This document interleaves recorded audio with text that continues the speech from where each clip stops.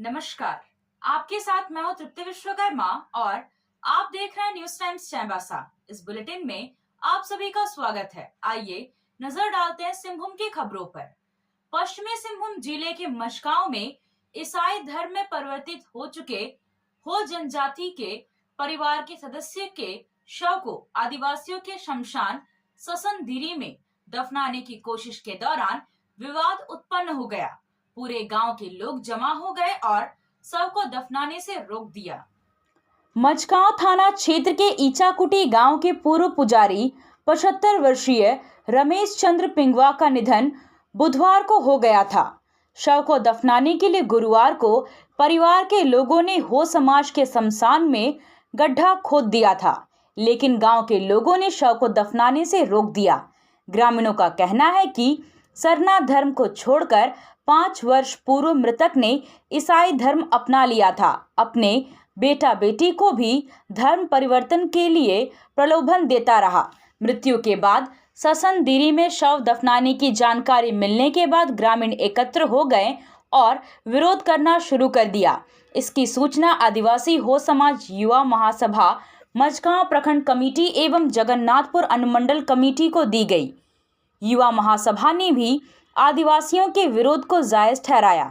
ग्रामीण हो समाज की रीति रिवाज के साथ खिलवाड़ नहीं करने की चेतावनी देते हुए खोदे गए कब्र में फिर से मिट्टी डालकर भरवा दिया। आखिरकार उस व्यक्ति की अपनी ही जमीन पर फिर से कब्र खोदा गया और ईसाई रीति रिवाज से शव को दफनाया गया। आज उपायुक्त अनन्य मित्तल और पुलिस अधीक्षक आशुतोष शेखर ने एसडीओ शशीन्द्र कुमार बड़ाई के साथ चाईबासा शहर के पूजा पंडालों, प्रतिमा विसर्जन रूट और विसर्जन घाट का निरीक्षण किया। शुक्रवार से दुर्गा पूजा पंडालों के पट माता के दर्शन के लिए भक्तों के लिए खोल दिए जाएंगे। चाईबासा शहर के लगभग सभी पूजा पंडालों को बनाने का काम अंतिम चरण में है। पूजा को लेकर जरूरी तैयारियों को देखने के लिए उपायुक्त और पुलिस अधीक्षक आज स्वयं भ्रमण करने के लिए निकले। उनके साथ केंद्रीय दुर्गा पूजा समिति के पदाधिकारी, नगर परिषद की कार्यपालक पदाधिकारी प्रतिभा रानी, पेयजल विभाग के अभियंता और अन्य पदाधिकारी भी थे। डीसी और एसपी ने दुर्गा पूजा पंडाल, प्रतिमा विसर्जित किए जाने वाले रूट और घाट का भ्रमण करते हुए सारी तैयारियों को देखा और जहां कोई कमी रह गई है उसे ठीक करने का निर्देश पदाधिकारी को दिया। पूजा समितियों को भी सरकार के दिशा निर्देश का पालन करने को कहा गया। दुर्गा पूजा के दौरान 3-4 दिनों तक शहर की सड़कों पर चहल पहल रहती है। ऐसे में साफ सफाई और लाइटिंग की उचित व्यवस्था करने को कहा गया है। एसपी साहब के साथ पूजा पंडाल और जितने भी हमारे विसर्जन के जुलूस है उनका रूट को देखा गया।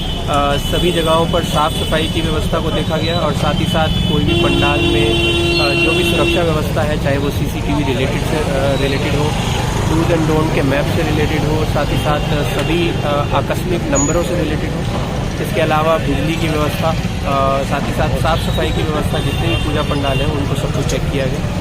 सभी संबंधित पदाधिकारियों को निर्देशित किया गया कि सारी तैयारियां प्रॉपर होनी चाहिए और जो भी कमियां पाई गई उनको निर्देशित किया गया कि 1 दिन के अंदर अंदर उसको बहाल करते हुए उसको रिपोर्ट करें।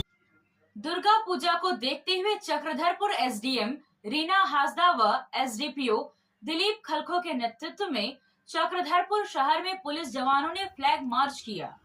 आज सुबह कोल्हान प्रमंडल के आयुक्त मनोज कुमार ने पूजा पंडालों के रूट चार्ट का मुआयना करते हुए सभी 22 पूजा पंडालों का भौतिक निरीक्षण किया।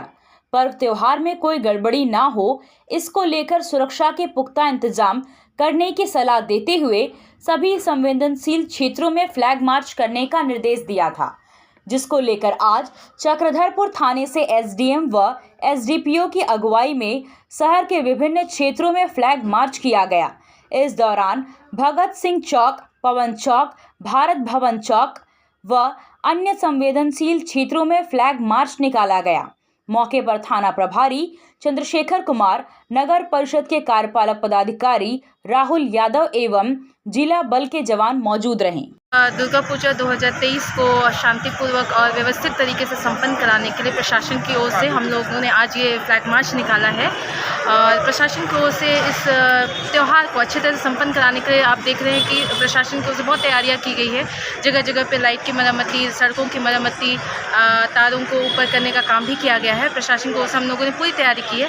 पूजा समितियों को भी डायरेक्शन दिया गया है कि जहाँ भी वो पंडाल बना रहे हैं वहाँ पे आगजनी को रोकने के लिए अग्निशामक यंत्र वगैरह लगाना है, CCTV लगाना है, एंट्री एग्जिट गेट अलग लगाना है। तो ये सब दिशा निर्देश दिए गए हैं और हम लोगों ने ये घूम कर देखा है कि पूजा समिति द्वारा ये सब फॉलो हो रहा है। मैं लोगों से यही अपील करना चाहूँगी कि जिस तरह से पूर्व में भी पूरी भक्तिमय माहौल में और शांतिपूर्वक इस त्यौहार को मनाया गया है और इस साल भी उनकी मदद से लोगों की मदद से प्रशासन की ओर से हम पूरी कोशिश करेंगे कि इसको पूरे शांतिपूर्वक तरीके से हम लोग संपन्न करा सकें। लोगों से मेरी यही अपील है कि किसी भी तरह के गैर कानूनी गतिविधि में शामिल ना हो और शांतिपूर्ण तरीके से रहें, सौहार्दपूर्ण माहौल में रहें, भाईचारे को बनाए रखें। किसी भी तरह के अफवाह में संलिप्त ना हो, अफवाह को ना फैलाएं और ना ही फैलाने दें किसी को।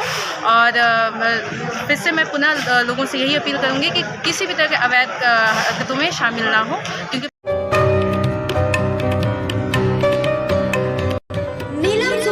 फेस्टिवल ऑफर दुर्गा पूजा के मौके पर नीलम जू ने लगाया है सेल।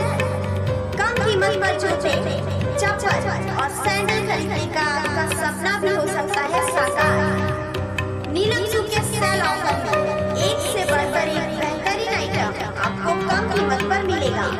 तो देर मत करिए, चले आए नीलम जू और अपने पसंद का सामान ले जाएं।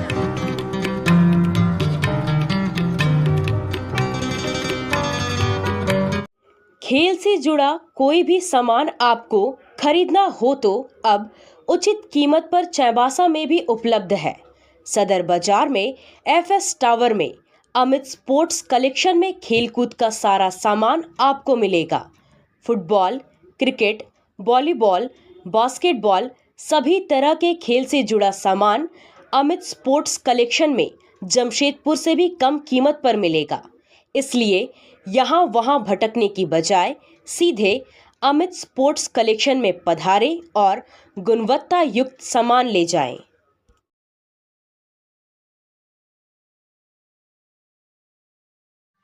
चाईबासा विधायक दीपक बिरुवा ने आज झींकपानी प्रखंड के कई गांवों का दौरा कर जंगली हाथियों की उत्पात से त्रस्त किसानों से मुलाकात की और उनकी समस्याओं की जानकारी ली। मौके पर टोंटो जिला परिषद सदस्य राजनारायण तुबित भी मौजूद थे।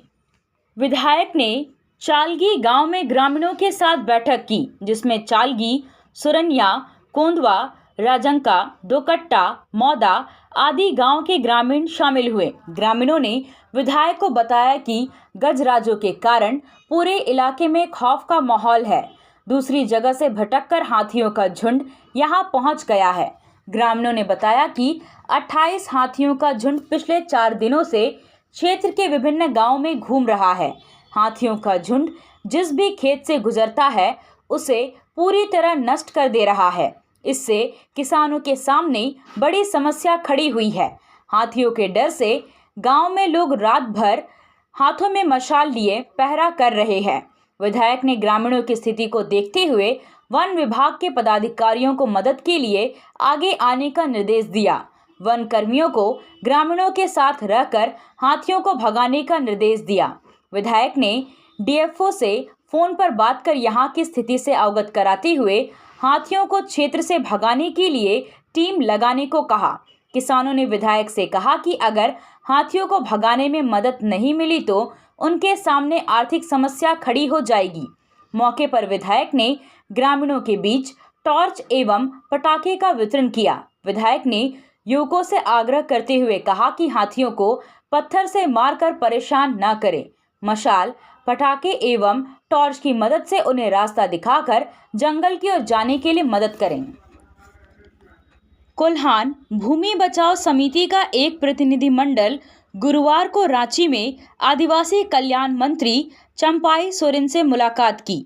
मंत्री के आवास पर हुए इस मुलाकात में प्रतिनिधिमंडल में शामिल रैयतों ने चाईबासा के आसपास हो रही आदिवासी जमीन पर अवैध कब्जे एवं फर्जीवाड़े की शिकायत करते हुए कार्रवाई की मांग की। मंत्री चंपाई सोरेन ने सारी शिकायतों को सुनने के बाद नियम अनुसार मामले की जांच कर कार्रवाई की बात कही। ये भी कहा कि सरकार को भी इसकी सूचना दें। आपसे फिर मुलाकात होगी कुछ नई खबरों के साथ। तब तक बने रहे हमारे चैनल पर। धन्यवाद।